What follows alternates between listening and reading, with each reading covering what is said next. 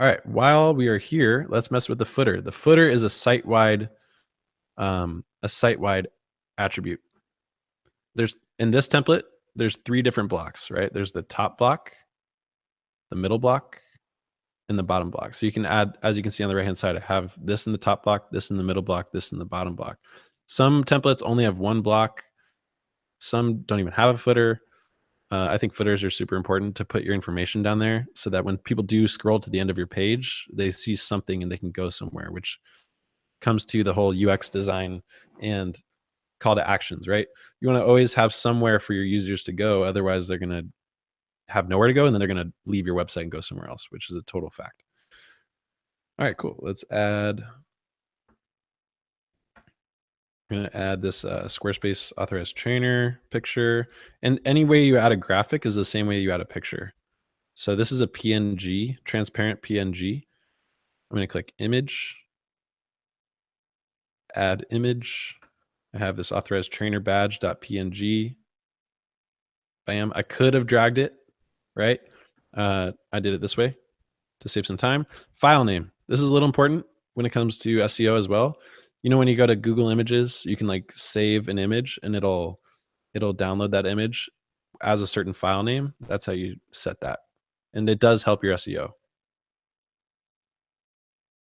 All right. You can see that there's an empty text block. I do not want that, so I'm going to remove it. Cool.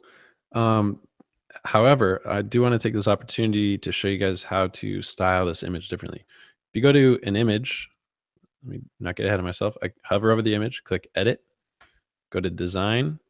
It shows me different ways to highlight this text, right? I'm gonna say like description here. This is an inline. This is a poster. It looks like garbage, but you can see how it would work, where you have the image and then text over the top of it like a poster. Might look cool for something like this. You can do a card, which looks like that, where you have like the image on the left, the card on the right, which you can switch. You can go image on the right, card on the left, vice versa. It's a cool way to do like a staggered kind of thing. You can make a link to the image. Like if I click the image, it's going to bring me somewhere else. This is how you add a link to anything, by the way.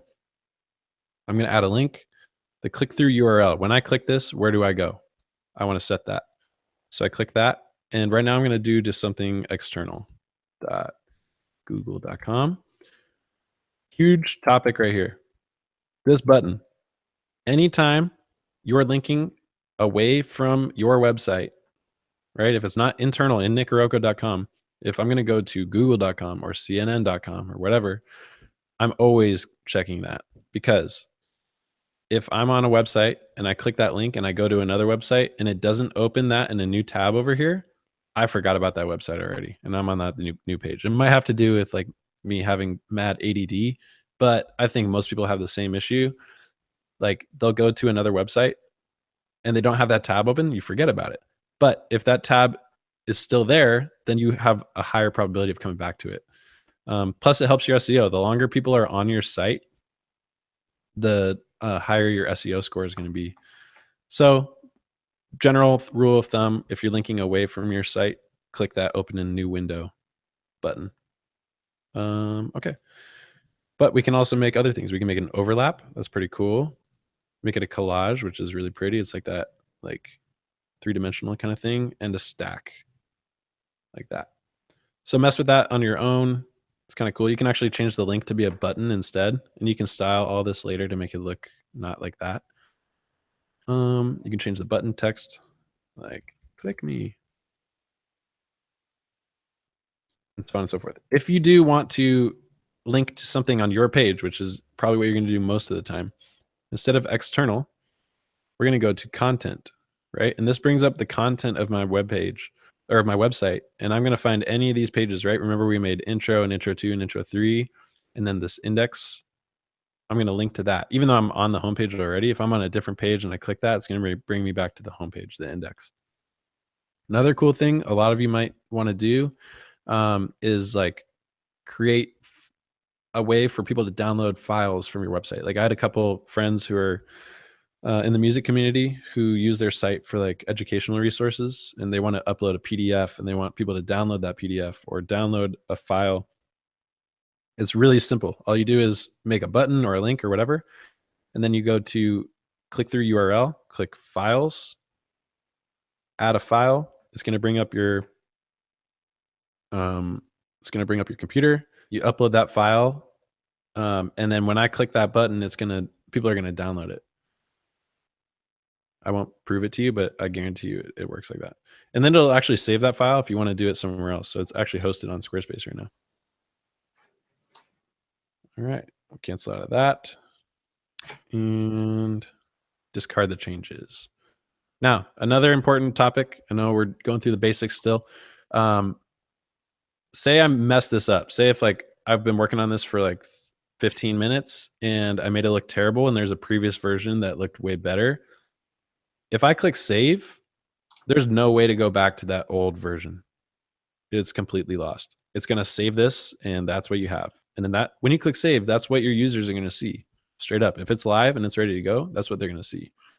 If you click cancel, it would discard the changes that I made and go back to the previous version, which is just this. I don't want to do that. So I'm going to click, are you sure you want to cancel? No, I'm not.